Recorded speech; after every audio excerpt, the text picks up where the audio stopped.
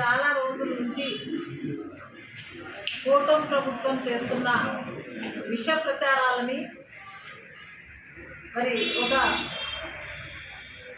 కలియుగదయమైన భగవంతుడైన వెంకటేశ్వర స్వామి ప్రసాదం పైన చేసిన ప్రచారాన్ని అంతా కూడా జరుగుతూనే ఉంది. కానీ దానికి అనుగుణంగా మనమంతా కూడా ఇది జరగలేదు. వైఎస్ఆర్సీపీ మీద పూర్తిగా రాజకీయ స్వభావాల కోసం చంద్రబాబు నాయుడు గారు ఆడుతున్న అబద్ధాలు, ఆడుతున్న ప్రచారం అని చెప్పేసి దాంట్లో ఏది కూడా ఏ జంతువు కొవ్వు కలిసలేదు, ఏది కూడా చేపలతో తయారు చేసిన మరి పదార్థం ఏది కలవలేదు, చేపల నూనె ఇదంతా కూడా అబద్ధాలని చెప్పేసి మరి తేలడం కూడా జరిగింది. ఇది ఏ విధంగా అంటే సుప్రీంకోర్టుకు ఇట్లా ఏది జరగలేదని చెప్పేసి మేము సుప్రీంకోర్టుకు వెళ్తామని చెప్పి మేమంతా కూడా సుప్రీంకోర్టులో పోయి వేయడం జరిగింది. సుప్రీంకోర్టులో కూడా నీట్గా కూడా సిబిఐ నీట్గా కూడా దాంట్లో క్లియర్ కట్గా కూడా దీంట్లో ఎంతో దేశవ్యాప్తంగా ప్రతిష్టాత్మకమైన సంస్థలు కూడా మరి ఎన్డీఆర్ఐ, ఎన్డీడీబీ సంస్థలు కూడా దీంట్లో క్లియర్ కట్టుగా దీంట్లో ఏవి కూడా మరి పరిశీలించి దీంట్లో ఏవి కూడా ఏ జంతు కొవ్వు కానీ ఏ చేపల నూనె కానీ ఇతర జంతువులది ఏది కూడా కలవలేదు అని చెప్పి తేల్చడం కూడా జరిగింది. అది వాళ్ళకు తెలుసు, చంద్రబాబు నాయుడు గారికి తెలుసు. మరి ఏ విధంగా ల్యాబ్ చెప్పడం జరిగింది క్లియర్ కట్గా అని చెప్పేసి పవన్ కళ్యాణ్ గారికి తెలుసు, లోకేష్ గారికి తెలుసు. కానీ మరి వాళ్ళు ఈ విధంగా వచ్చిన సంస్థల పైన దుర్మార్గంగా దాడులు చేయడం, మరి దీన్ని ఎవరైతే ప్రశ్నిస్తే వైఎస్ఆర్సీపీ వాళ్ళు ఇది జరగలేదు, ల్యాబ్ టెక్నీషియన్ కూడా టెక్నికల్గా కూడా టెస్ట్ చేసి చెప్పడం కూడా జరిగిందని చెప్పేసి మన వాళ్ళు ఎవరు మాట్లాడినా కూడా వాళ్ళపైన దాడులు చేయడం, వాళ్ళ ఇండ్లపైన దాడులు చేయడం, వాళ్ళపైన అనవసరమైన కేసులు పెట్టి ఒక ప్రలోభాలను సృష్టించి ఇదంతా కూడా మాఫీ చేయాలి, ఇదంతా కూడా డైవర్ట్ కావాలని చెప్పేసి ఒక ఉద్దేశంతోనే కూడా క్లియర్ కట్గా కూడా చేయడం కూడా మనమంతా కూడా మరి ఏ విధంగా చేశారో చూసాం. మన రమేష్ గారు వాళ్ళ ఇండ్లను కూడా అనవసరంగా పెట్రోల్ పంపులు వేసి మన ఇంటిని నిప్పంటించడం చూసాం. మరి అనవసరంగా ఆయన మాట జారిన రీతిలో ప్రెస్ మీట్ పెట్టి మరి అంబటి రామారావు గారు కూడా ప్రెస్ మీట్ పెట్టి నీ మాట దొరలేను క్షమించామని చెప్పి కోరి మళ్ళీ కూడా చెప్పినాక కూడా మళ్ళీ ఇంటి మీదకి పోయి లేడీస్ ఉన్నారని చూడకుండా కూడా ఇంటి మీదకి దాడులు చేసి రౌడీ మూకల్లాగా ప్రవర్తించి ఒక ఎమ్మెల్యే స్థానంలో ఉన్న ఒక మహిళ అయినా మరి చూడకుండా ఆయన భర్త ఇద్దరు కూడా ఆ ఇంటి పైన దాడి చేయడం కూడా మనం చూసాం. మొన్న కూడా ఈ సిట్ వచ్చిన తర్వాత కూడా అందరం మనం దేవాలయాలకు వెళ్ళి ఆ చంద్రబాబు నాయుడు గారికి మరి వాళ్ళు ఎవరైతే వెంకటేశ్వర స్వామి ప్రసాదం పైన అబద్ధాలు ఆడారో వాళ్ళకి మంచి బుద్ధి ప్రసాదించాలని చెప్పేసి మరి అందరం కూడా చేయడం కూడా జరిగింది. దాంతోపాటుగా చిలుకలూరుపేటలో మరి ఎక్స్ మంత్రి అయిన విడుదలరాజు గారి మీద కూడా మరి వాళ్ళు ఏ విధంగా దాడికి వచ్చారో మనం అంతా కూడా చూసాం. కాబట్టి ఇవన్నీ కూడా ఒక డైవర్షన్ పాలిటిక్స్ చేయడానికి చంద్రబాబు నాయుడు గారు ఆడుతున్నారు. ఈ విధమైన సంస్థలు చెప్పిన తర్వాత వీళ్ళ ముగ్గురు పవన్ కళ్యాణ్ అయితేనేమి, చంద్రబాబు అయితేనేమి, లోకేష్ గారు అయితేనేమి ప్రజలకు మరి ఎవరు భక్తులు శ్రీవారి భక్తులు అందరూ కూడా క్షమాపణ చెప్పాలి. మరి కోట్ల ప్రజలకు కూడా దేశవ్యాప్తంగా మరి తిరుమలకి వెళ్ళిన భక్తుల మనోభావాలు ఖచ్చితంగా క్షమాపణ చెప్పాల్సింది వీళ్ళందరూ. కానీ క్షమాపణ చెప్పకుండా దీన్ని మళ్ళా కూడా పవన్ కళ్యాణ్ గారు ఆ రోజు ఏదైతే మన ముఖ్యమంత్రి చంద్రబాబు నాయుడు గారు మాట్లాడో ఆయన పక్కనే కూర్చున్నాడు. తర్వాత మళ్ళీ ఆయన డైవర్స్ పాలిటిక్స్ కోసము ఎంతలో కొవ్వు కాదు ఏదో వేరే నూనెలు కలిసాయి, వేరే ఆయిల్ కలిసిందని చెప్పి ఏం పూటకు మాట ఉసురువెల్లిలాగా పవన్ కళ్యాణ్ గారు కూడా మాట్లాడుతున్నారు దీనిపైన. కనీసం సనాతన ధర్మం అంటున్న పవన్ కళ్యాణ్ గారు ఇవన్నీ కూడా చూస్తున్నాడు. కళ్ళ కట్టినట్టుగా కూడా ఇవన్నీ అబద్ధాలు, ఎక్కడ కూడా ఈ ప్రసాదాలు ఏం కలవలేదు. ఎంతోమంది ఎంతో పవిత్రంగా కళ్ళ కత్తుకొని తింటున్న ఈ ప్రసాదాల పైన ఇంత విష ప్రచారం చేసినా మమ్మల్ని క్షమించండి అని చెప్పేసి అనేది పోయి ఆయన ఓసారి ఏదేదో మాట్లాడతాడో ఏమేమి మాట్లాడతాడో ఆయనకే అర్థం కాని పరిస్థితుల్లో అయిపోయింది. లాస్ట్కు వాళ్ళ పార్టీ వాళ్ళే కూడా మాట్లాడుతున్నారు కొంతమంది అక్కడక్కడ కూడా ఏది ఇది కలవలేదు, ఇదంతా శుద్ధ అబద్ధాలు అని చెప్పేసి.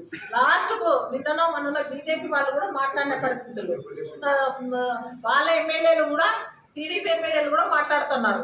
దీంట్లో ఎటువంటిది కూడా సంస్థలన్నీ చెప్పేసే పెద్ద పెద్ద సంస్థలు ఎక్కడా కూడా కలవలేదని చెప్పేసి. కానీ ఇప్పటికి కూడా ఇంకా అదే రీతిలోనే అబద్ధాన్ని పదే పదే అబద్ధాలు మాట్లాడుకుంటా పదే ఈ విషయాన్ని వక్రీకరించుకుంటా మాట్లాడడం జరుగుతుంది. ఎందుకంటే కలియుగ దైవమైన వెంకటేశ్వర స్వామికి ఎంతో మంది భక్తులు ప్రసాదాలు తీసుకుని అల్లకత్తుకొని తింటారు. ఆ ప్రసాదాల పైన ఇలాంటి రాజకీయం చేయడం తగదు చంద్రబాబు నాయుడు గారికి. ప్రజలంతా కూడా చీదరించుకుంటున్నారు. ప్రజలంతా కూడా కోట్ల మంది ప్రజలు కూడా ఈ వార్తలన్నీ కూడా చూసి మరి చాలా కూడా రాష్ట్రంలో ఏం జరుగుతుంది ఇదంతా కూడా చీదరించుకుంటున్న పరిస్థితులు. ప్రజలు చీదరించుకుంటున్నారని చెప్పేసి చంద్రబాబు నాయుడు గారి మాటలు అబద్ధాలని చెప్పేసి ఇవన్నీ ప్రజలకు తెలిసిపోయాయని చెప్పేసి ఈరోజు ఎవరైతే దీన్ని లడ్డు ప్రసాదం పైన మాట్లాడతామో వాళ్ళ పైన మరి పెద్ద కేసులు సృష్టించి పెట్టడం కూడా వీళ్ళకి పరిపాటి అయిపోయింది. కాబట్టి 2024 జూన్లో మీ అధికారం కదా వచ్చిలేదని చెప్పేసి నేను అడుగుతున్నా. జూలైలో ట్యాంకర్లు వచ్చాయి. మరి జూన్లో వచ్చిన ట్యాంకర్లు టీటీడీ వాళ్ళు ఏదైతే ల్యాబ్కు పంపించి టెక్నీషియన్ ద్వారా దాన్ని ల్యాబ్ టెస్ట్ చేసి ఆ నెయ్యి ఏవలసిన ట్యాంకర్లు తీసుకుంటారు.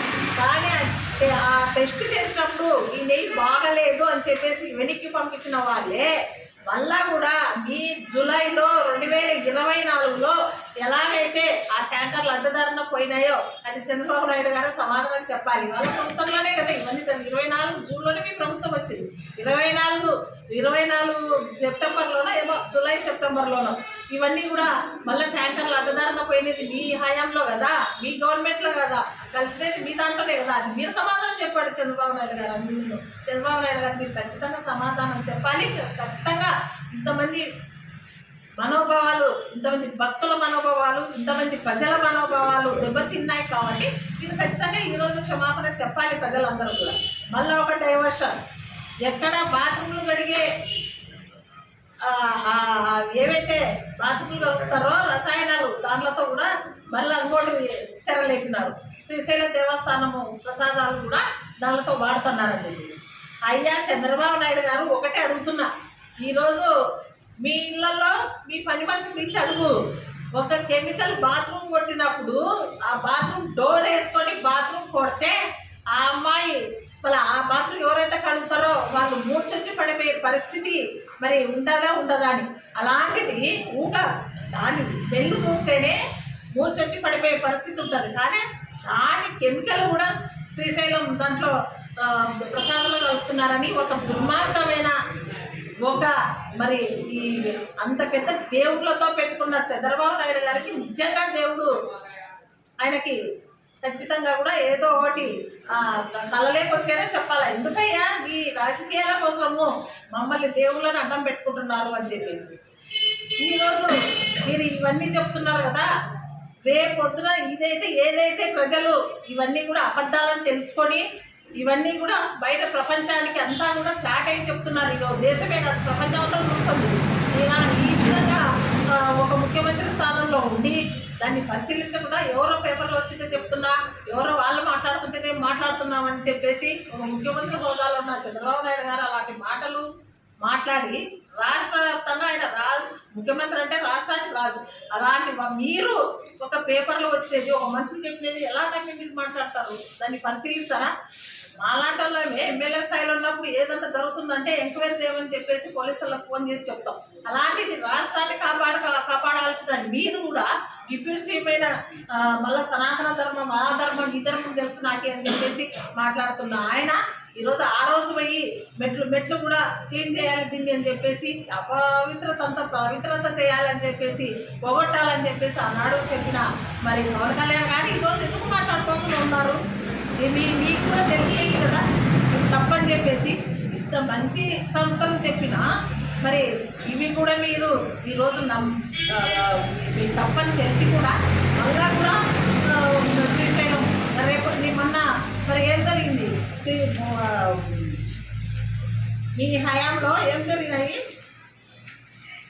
దేవాలయాలన్నీ కూడా మీరు వచ్చిన తర్వాతనే ఎన్ని దేవాలయాలు దేవాలయంలో దెబ్బతీస్తారనేది నేను కూలంకషంగా మాట్లాడతాను. ఇప్పుడు చంద్రబాబు హయాంలో జరిగిన ఘోరాలు ఘటనలు ఎన్ని అనేది, ఎంతమంది ప్రాణాలు కోల్పోయినారనేది ఒకసారి రివైజ్ చేసుకోవాలి. వీళ్ళంతా కూడా మాట్లాడే వాళ్ళు, పవన్ కళ్యాణ్ గారు, లోకేష్ గారు, చంద్రబాబు నాయుడు గారు ఎన్నిసార్లు అపవిత్రత పనులు. ద్రాక్షారామంలో మనం చూస్తే మొన్ననే మరి శివలింగాన్ని చేతనం చేసింది మీ హయాంలో కాదా అని అడుగుతున్నాం. మరి అలాగే విజయవాడలో ఎంతమందికి ఎన్ని గూళ్ళని మరి దేవుళ్ళ గుళ్ళని కూల్చినది మీరు కాదా అని నేను అడుగుతున్నాను. అప్పుడు కనపలేదా మీకు పవిత్రత అనేది? మరి తిరుమలలో మన కళ్ళెదురుగానే ఎన్ని ఘటనలు జరిగినాయి. ఈ రేపు జూన్ వస్తే 2వ సంవత్సరం పోయి 3వ సంవత్సరాలకు అడుగు పెడుతుంది. ఈ 2 ఏళ్లలోనే ఎన్ని గొడవలు జరిగినాయి అనేది మీ హయాంలో కదా అంటున్నాం. అదెందుకు సింహాచలం ప్రసాదంలో నత్తా కనిపించింది క్లియర్ కట్టుగా, అన్ని పేపర్లో రాశారు, అన్ని వీడియోలు చూపించారు, అన్ని సోషల్ మీడియాలో వచ్చాయి. అవన్నీ కూడా మీ హయాంలో కాదా అని నేను అడుగుతున్నాను. మీరు ఏం చేస్తున్నారు ఇవన్నీ అని? మళ్ళీ అది మొన్న అన్నవరంలో ప్రసాదం మీద ఎలకలు స్వైర విహారం చేస్తున్నాయని చెప్పేసి పెద్ద పెద్ద అక్షరాలతో రాసినది మీ హయాంలో కాదా, మీ ప్రభుత్వంలో మొన్న కాదా అని నేను అడుగుతున్నాను. మరి ఇవన్నీ కూడా పక్కన పెట్టి మీరు ఏం చేస్తున్నారనేది తెలక అనవసరమైన తిరుమల ప్రసాదం, మరి కళ్ళకు అందుకొని తినే ప్రసాదాన్ని ఇవన్నీ క్లియర్ కట్టుగా అబద్ధాలని తెలిసినా, దాన్ని ఏమి కలవలేని తెలిసినా కూడా మీరంతా కూడా ముక్కు చెప్పులు వేసుకునేది పోయి, ప్రజలకు క్షమాపణ చెప్పేసేది పోయి, ఈరోజు డైవర్షన్ పాలిటిక్స్ చేసుకునేది మీరా మేమా అని అడుగుతున్నాను. మరి ఒకటి, అయోధ్యకు 1,00,000 లడ్డూలు కల్తీ మేత తయారు చేసి పంపాలని ఇప్పటికీ కూడా అబద్ధాలు ఆడుతున్నారే. ఈ అబద్ధాన్ని మరి పవన్ కళ్యాణ్ గారు చూస్తలేరా? పవన్ కళ్యాణ్ గారు మాట్లాడుతున్నారు, ఇదంతా కూడా అబద్ధాలు కాదా అని అడుగుతున్నా. ఈ ఒక్కసారి కదా, ఆయన ఎన్నోసార్లు పవన్ కళ్యాణ్ గారు ఇవన్నీ కూడా చాలా మాటలు మాట్లాడారు. మరి ఈరోజు టీటీడీ బోర్డు నంబర్ అయిన సౌరవ్ గోరా బీజేపీ వాళ్ళకి అత్యంత సన్నిహితుడు అనేది అందరూ తెలుసు. మాకే కాదు, మీ వాళ్ళకి కూడా తెలుసు, పవన్ కళ్యాణ్ గారికి కూడా తెలుసు. మరి ఇంకొకరు మరో మాజీ మెంబర్ రామేశ్వరరావు ఇద్దరు కలిసి ఆ నెయ్యిని సాంప్రదాయ పద్ధతిలో తయారు చేసిన నెయ్యిని మరి డొనేట్ చేసినది మీ వాళ్ళ కాదా అని నేను అడుగుతున్నాను. బీజేపీ వాళ్ళ కాదా అని నేను అడుగుతున్నాను. దాన్ని వక్రీకరించి చంద్రబాబు నాయుడు గారు అబద్ధాలు చెప్పడం ఇది అబద్ధం కదా అని అడుగుతున్నా. మరి ఇన్ని అబద్ధాలు వల్ల పెట్టుకొని రోజుకో స్టేట్మెంట్, రోజుకో అబద్ధాలు, ఇవన్నీ కూడా అబద్ధాల దాంట్లోకి మాట్లాడుతూ పెట్టేస్తున్నాడు పవన్ కళ్యాణ్. ఆయనకు వస్తాసు పలికేది సీఎం చంద్రబాబు నాయుడు గారికి పవన్ కళ్యాణ్ వస్తాసు పలకడం, ఏదో డైవర్షన్, 7వ మీటింగ్ పెట్టుకోవడం, ఏదో ఈరోజు ఈ మీటింగ్లో ఒకటి సృష్టిస్తే మాట్లాడితే ఇంకోటి మీటింగ్లో ఇంకోటి సృష్టించడం. ఎందుకంటే ఆయన వాళ్ళ ముఖ్యమంత్రి గారిని ఏదో ఒకటి అడ్డం పెట్టుకొని ఏదో ఒకటి డైవర్షన్ చేయాలి కదా అనే ఉద్దేశంతో మాట్లాడతాడు. ఆయన రోజుకో స్టేట్మెంట్తో ఆయన పరిమితం అయిపోయినాడు పవన్ కళ్యాణ్ గారు. మరి టీటీడీని ప్రక్షాళన చేయడానికి శ్యామరావు గారిని తీసుకొచ్చామని చెప్పేసి వాళ్ళు మాట్లాడేది. మరి అదే శ్యామరావు గారిని మీరు ఎందుకు పంపించేశారు వాపస్ అనేది మేము అడుగుతున్నాం. మీరు ఎందుకు పంపించాలా? మాట్లాడేది మీరే. ఆయనే 2 సార్లు టీటీడీ ఈవోగా మీరే సింగల్ని ఆ రోజు మీరే పెట్టుకున్నారు. మళ్ళీ కూడా ఆయనని బదిలీ చేశారు. ఇప్పటికీ ఇవన్నీ కూడా చూస్తుంటే మీరు చేస్తున్న అబద్ధాలు అనేది ప్రజలకు క్లియర్ కట్టుగా తెలుస్తుంది. మీరే పెట్టుకునేటోళ్ళనే మీరే పంపించేస్తున్నారు 2 నెలలకోసారి. మీరే ఈవెన్ మీరు నిర్ణయించుకుంటారు. మీరే 2 రోజులు పోయినాక మీరే మంచి చేయాలని తీసుకొచ్చామని చెప్పేసి మీరే తీసేసుకుంటున్నారంటే ఇన్ని అబద్ధాలు ఆడుతున్నారు చంద్రబాబు నాయుడు గారు. మరి ప్రజలకు క్షమాపణ కోరాలా లేదా అని నేను అడుగుతున్నా. ఖచ్చితంగా ప్రజలకు క్షమాపణ చెప్పాలా. ఖచ్చితంగా కూడా ఈ డైవర్షన్ మీ రాజకీయాల కోసము పెద్ద దేవుళ్ళని పెట్టుకున్నారు. అయ్యా, దేవుడు ఎప్పుడోసారి మీకు ఖచ్చితంగా జ్ఞానోదయం అయితే చేస్తాడు. కలియుగ దైవం అంటే దేవుళ్ళకు నిబ్బరం ఎక్కువ. అంతలేంటే మనమంతా కూడా ఏమైపోతాం. మనం ఒకసారి సంతోషం వచ్చినప్పుడు దేవుడిని మొక్కుతాం. ఏదైనా చిన్న బాధ కలిగినా కూడా దేవుడిని మనమంతా కూడా తిట్టుకుంటామా లేదా? మళ్ళా దేవుడా నాకు ఎందుకు ఈ శిక్ష ఇచ్చినాం అన్నిసార్లు మొక్కినా కూడా అంటే అల్ప సంతోషాలు మనం దేవుడు అన్నిటికీ కూడా కరెక్ట్గా ఉంటాడు. ఎవరికి తప్పు చేసిన వాడికి ఏ రకంగా మొట్టకాయ వేస్తాడు. కాబట్టి ఈరోజు మీరు చేసే రాజకీయము మీరు అప్పుడు ఎలక్షన్ల కంటే 2019-24 ఎలక్షన్లలో ఏవైతే అబద్ధాలు ఏవైతే అలింగన హామీలు ఇచ్చుకున్నారో అవన్నీ కూడా ప్రజలకు చేయలేక రాష్ట్రంలో అవన్నీ కూడా మరి డైవర్షన్ పాలిటిక్స్ అవన్నీ కూడా మాట్లాడకూడదు, ఎవరు డైవర్షన్ చేయాలని చెప్పేసి ఈరోజు ఎంతమంది ఎన్నో అలిగాన హామీలు ఇచ్చి సగం సగం అరకొర చేసుకుంటూ అరబస్సులు సిలిండర్లు అన్నీ కూడా ఇవన్నీ కూడా మీరు అరకొరనే రైతన్నలకు ఇవ్వాల్సిన 40,000 ఇవ్వకుండా అవి కూడా అరకొర ఇచ్చుకుంటా ఈరోజు 10,000కే పరిమితం చేస్తారు. ఒకసారి 5,000 ఒకసారి 5,000 ఇవన్నీ కూడా అరకొర చేసుకుంటా మీరంతా కూడా అరమతిలో పడి ఈరోజు డైవర్షన్ పాలిటిక్స్ లాస్ట్కు మరి హిందువులమంతా కూడా దేవాలయాలకు వెళ్ళాలంటే చంద్రబాబు నాయుడు గారు ఓటు సృష్టిస్తున్నారు. ఏమని ఇవన్నీ కూడా ఇట్లా చెప్పుకుంటూ పోతే ఆయన మాటలు వినేవాళ్ళైతే ఇవన్నీ నిజాలు కదా ఏమో ఈయన మాట్లాడుతున్నాడని చెప్పేస్తే లాస్ట్లోకి హిందువులంతా కూడా దేవుళ్ళకి వెళ్ళే పరిస్థితుల్లోకి పోకోకుండా చేయాలనే ఒక ఆలోచనలతో లాస్ట్కి ఈ విధంగా కూడా మాట్లాడే పరిస్థితికి వెళ్ళిపోయినారు చంద్రబాబు నాయుడు గారు, లోకేష్ గారు, ఈ పవన్ కళ్యాణ్ గారు. ఈరోజు సనాతన ధర్మం అన్న పవన్ కళ్యాణ్ గారు ఇవన్నీ చూస్తున్నాడు. మరి చూసి కూడా చూడనట్టుగా ఎందుకు మన పూటకో మాట రోజుకొక మాట మారుస్తూ ఈరోజు ఇవన్నీ కూడా కమిటీలు అంట మళ్ళీ వాళ్ళకి అంటే ఈ ల్యాబులు సరిపోలే వాళ్ళకి ఇంత పెద్ద పెద్ద సంస్థలు ఎన్డీఆర్ఐ సంస్థ ఎన్డీటీపీ సంస్థలు చెప్పినా కూడా దేశంలో ప్రతిష్టాత్మకమైన సంస్థలు చెప్పినా కూడా వాళ్ళకి సరిపోలే. కాబట్టి వాళ్ళు కూర్చొని వాళ్ళు కమిటీలు వేసుకొని దీన్ని నిర్ధారణ చేయాలంటే అంత పెద్ద సంస్థల కంటే అంటే వాళ్ళు దాంట్లో సిబిఐ ఎంక్వైరీలో కూడా చంద్రబాబు నాయుడు గారికి తెలిసిన పోలీస్ ఆఫీసర్లు అధికారులు కూడా ఉన్నారు. అది వాళ్ళకు కూడా తెలుసు. మీ వాళ్ళే ఉన్నారు దాంట్లో కూడా. ఈరోజు సిబిఐ ఎంక్వైరీలు ఇంత నీట్గా కూడా వాళ్ళు చెప్పినా కూడా ఈ ఎంక్వైరీ పెద్ద పెద్ద సంస్థలు చెప్పినా కూడా ఈరోజు ప్రజలకు ఈ ప్రసాద విషయంలో ఎంత ఆక్రోధన చెందుతున్నారని చెప్పేసి ప్రజల భక్తులంతా కూడా ఈరోజు ఎంతో కోపంతో ఎంతో ఆక్రోషంతో ఎంతో బాధతో ఎంతో వాళ్ళ మనోభావాలన్నీ కూడా తింటున్నాయని తెలిసిపోయినారు. ప్రజలంతా కూడా వెనక్కి తిరుగుతున్నారు. చంద్రబాబు నాయుడు గారికి ఎదురైపోయినారు. ఆయన ముఖ్యమంత్రి స్థానంలో ఉండి ఇలాంటి మాటలు మాట్లాడడము ఆక్రోషం అయిపోయినారు జనాలంతా, ప్రజలంతా కూడా. మళ్ళీ ఇంకో డ్రామా, ఇంకో దేవాలయం రాజకీయాల కోసం దేవాలయాలు వాడుతున్నారు. ఇలాంటివన్నీ కూడా తగదు. ఇలాంటివన్నీ కూడా మరి ప్రజలందరూ కూడా తెలుసుకున్నారు. ఈయన మాటల్ని నేను లాస్ట్గా చెప్పేది కాబట్టి మీరు నిజంగా ఎంతసేపు ఉన్నా కూడా మీరు వెంకటేశ్వర స్వామి భక్తులైతే ఖచ్చితంగా కూడా మీరు పవన్ కళ్యాణ్ గారు, చంద్రబాబు నాయుడు గారు, లోకేష్ గారు మీరు ఖచ్చితంగా ఆనాడు ఎవరైతే ప్రజల మనోభావాలు దెబ్బతినేటట్లా మాట్లాడినారో మీరు ఖచ్చితంగా ప్రజలకు క్షమాపణ చెప్పి తీరాలని చెప్పేసి ఈ ప్రెస్ మీట్లో ఈ మీడియా సాక్షిగా వాళ్ళకు తెలియజేయడం జరిగింది. కాబట్టి ఇప్పుడు కూడా ఇలాంటి మాటలు మాట్లాడకూడదు. రాజకీయమే. ఏ అధికారాలు కూడా శాశ్వతం కాదు, ఎవరు కూడా శాశ్వతం కాదు. అధికారంలో ఉన్నప్పుడు మంచి పనులు చేస్తే అవి శాశ్వతంగా వెళ్ళిపోతాయి. కానీ ఏదో మాటలు దాటవేయడానికి ఏదో అధికారంలో కూర్చోవడానికి ఎన్నో హామీలు ఇచ్చి అబద్ధాల హామీలు ఇచ్చి నెరవేర్చకుండా దాన్ని డైవర్షన్ పాలిటిక్స్ చేస్తే ఇక్కడ ఎవరు ప్రజలు తిప్పలు కాదు. ప్రజలందరూ కూడా తెలివిమంతులు.